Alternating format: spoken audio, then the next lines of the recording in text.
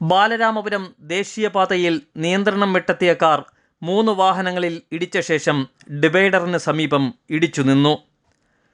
അപകടത്തിൽപ്പെട്ട സ്കൂട്ടർ യാത്രികൻ തലനാരിഴയ്ക്കാണ് അത്ഭുതകരമായി രക്ഷപ്പെട്ടത്. ഇന്നുച്ചയ്ക്ക് 12 മണിയോടെ ബാലരാമപുരം കൊടിനടയിലായിരുന്നു അപകടം.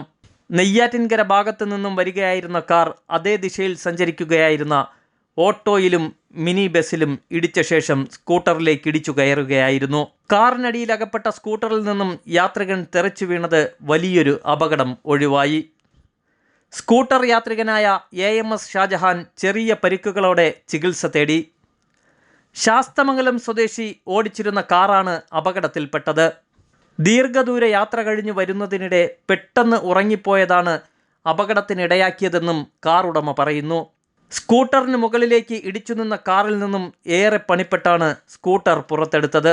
ഇടിയുടെ ആഘാതത്തിൽ ഷാജഹാൻ സ്കൂട്ടറിൽ നിന്നും തെറിച്ച് ഡിവൈഡറിലേക്ക് വീണതാണ് ചെറിയ പരിക്കുകളോടെ രക്ഷപ്പെട്ടത്. കാലിനും തലയ്ക്കും പരിക്കേറ്റ ഷാജഹാൻ സ്വകാര്യ ആശുപത്രിയിൽ ചികിത്സ തേടി.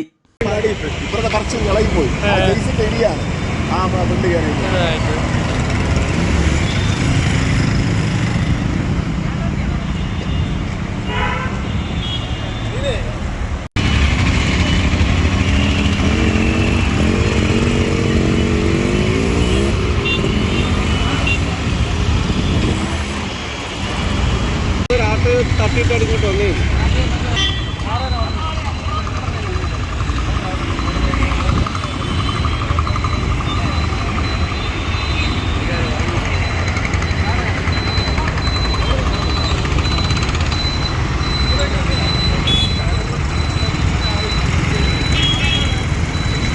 പറഞ്ഞത് നമ്മൾ അറിഞ്ഞോടെ തന്നെ നമ്മൾ ആശിച്ചുകൊണ്ടായി പിന്നെ നമ്മൾ പോകാൻ വന്നുകൊണ്ടിരിക്കുന്നു.